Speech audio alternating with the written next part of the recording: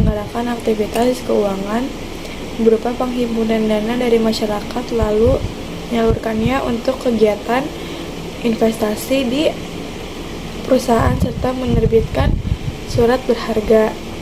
Industri keuangan non-bank yang seringkali disebut lembaga keuangan bukan bank (LKBB) didirikan sejak tahun 1972 menurut Surat Keputusan Menteri Keuangan Nomor 38 MK LP tahun 1972.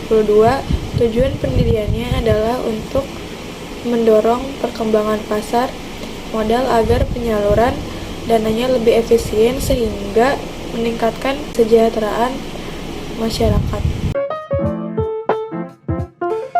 Contoh jenis-jenis lembaga keuangan non-bank. 1. Penggadaian. Penggadaian merupakan salah satu jenis lembaga keuangan non-bank yang berfungsi sebagai penyalur kredit bagi masyarakat. Penggadaian adalah salah satu badan usaha milik negara atau BUMN sebagai solusi bagi masyarakat yang membutuhkan pinjaman dengan cara menggadaikan aset atau barang yang dimiliki. Beberapa jenis produk penggadaian yang paling umum adalah gadai emas, gadai konvensional, gadai syariah, penyedia jasa taksiran logam mulia dan sertifikatnya, dan penyedia jasa penitipan barang berharga. 2. Koperasi simpan pinjam. Lembaga keuangan non-bank berikutnya yaitu koperasi simpan pinjam yang memiliki dasar hukum sesuai dengan Undang-Undang Nomor 17 Tahun 2012. Lembaga yang satu ini memiliki tugas yang mirip dengan bank, yaitu menghimpun dana dari para anggota koperasi lalu menyalurkannya ke anggota maupun non-anggota. Perbedaan yang paling kentara antara koperasi simpan pinjam dengan bank yaitu besaran bunga yang diberikan.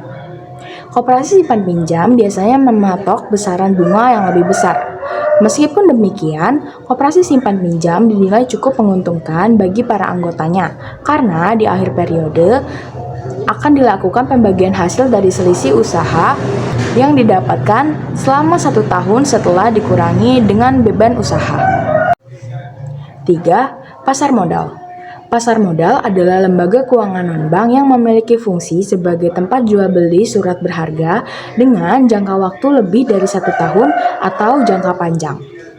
Pasar modal adalah tempat yang ideal untuk para pencari dana atau emiten untuk mendapatkan penanam modal atau investor. Nantinya, para penanam modal ini dapat menanamkan modalnya dengan cara membeli saham atau obligasi perusahaan melalui pihak sekuritas. 4. Pasar uang. Seperti halnya dengan pasar modal, pasar uang juga merupakan tempat yang ideal untuk mencari penanam modal atau investor.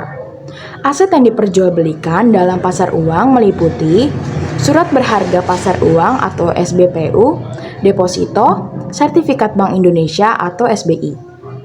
Perbedaan antar pasar uang dengan pasar modal yaitu jangka waktu surat yang diperjualbelikan.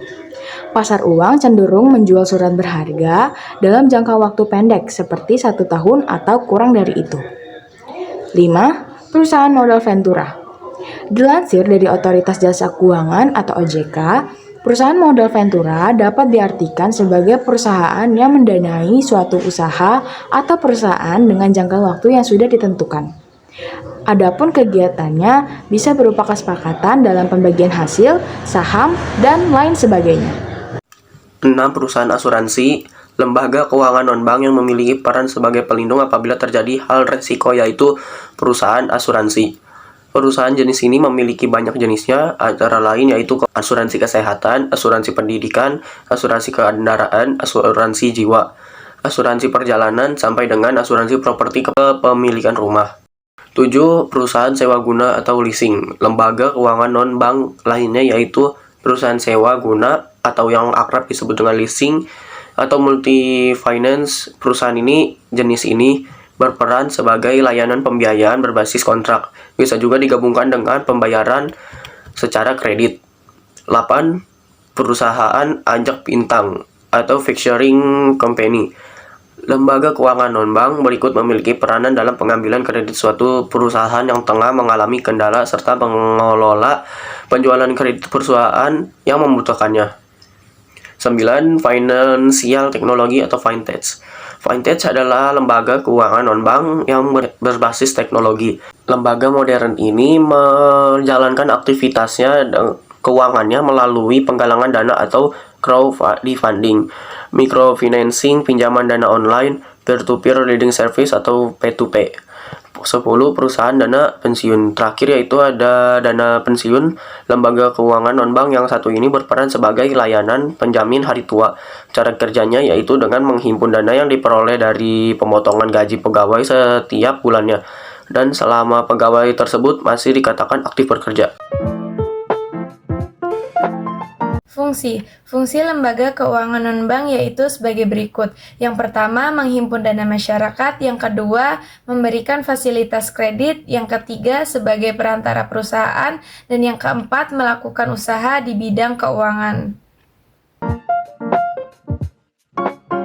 Kelebihan yaitu syarat-syarat untuk memperoleh pinjaman lebih ringan, proses pencairan dana lebih cepat dan mudah. Pengajuannya dapat dilakukan secara online melalui aplikasi atau website. Kredit yang diberikan biasanya tanpa agunan (KTA).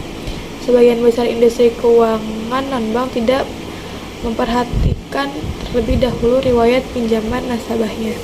Kekurangan lembaga keuangan non-bank. Yang pertama yaitu tenornya singkat. Yang kedua, terdapat biaya tambahan. Yang ketiga, keamanan tidak sekuat bank. Dan yang keempat yaitu plafon peminjaman biasanya lebih kecil dari bank.